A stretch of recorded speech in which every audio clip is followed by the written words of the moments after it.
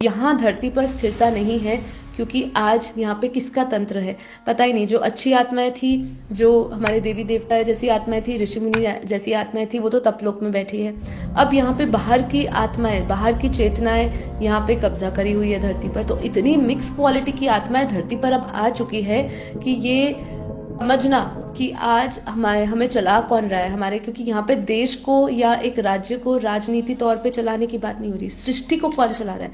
उसका क्रिएटर जो है ब्रह्म, जिसको हम बोलते हैं कि निर्गुण परमपिता पर है, जिसको हम शिव भी बोल देते हैं, तो ये चला रहे हैं धरती को, सृष्टि को। अगर ये सृष्टि को चला रहे हैं तो सृष्टि ऐसी क्यों दिख रही है हमें? बहुत सारे प्रश्न आते हैं। और स्पेशली कि जो जेनजी जो जनरेशन है, उनके अंदर ये सबसे पहले प्रश्न आता है कि भाई ऐसी दुनिया क्यों चल रही है। इसलिए उनका परमात्मा के अस्तित्व पे भी प्रश्न काफी उठते हैं।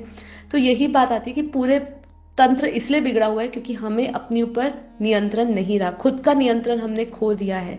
तो यहाँ पे कह रहे परमाणु अपने नियम से चलता है, ग्रह अपनी कक्षा नहीं तोड़ता है, आकाश गंगा भी अनुशासन से चलती है। तो केवल मनुष्य ही है जो भीतर अराजक है, मतलब अस्थिर है, जहाँ पे कोई गवर्नेंस नहीं चलती है। तो यहाँ पे जो स्वयं पर शासन नहीं कर सकता है, वह राष्ट्र या विश्व को भी स्थिर नहीं रख सकता है। ये एक क्वालिटी चाहिए हर एक उस व्यक्ति की जो शासन कर रहा है राष्ट्र पर या विश्व पर। लेकिन जब हम अपनी बात करें, ब्रह्मांडीय चेतना की बात करें, जब हम अपनी खुद की चेतना की बात करें, जब हम उस ब्रह्म की चेतना से जुड़ने की बात करें, या हम ब्रह्म स्वरूप की बात करें, तो यहाँ पे स्वयं पर शासन आपका जब तक नहीं है, कंट्रोलिंग नहीं है, स्थिर नहीं हो आप, तो आप बाहर की कोई भी चीज पर नियंत्रण नहीं पा सकते हो। तो यहाँ पे बात आती है संविधान की। तो कौन सा संविधान? मतलब यहाँ पे हम फिर से मैं यही बात कर रही हूँ कि हम यहाँ राजनीति तौर पर, हम देश के तौर पर संविधान की बात नहीं कर रही। कौन सा संविधान है? कॉस्मिक लॉज क्या है?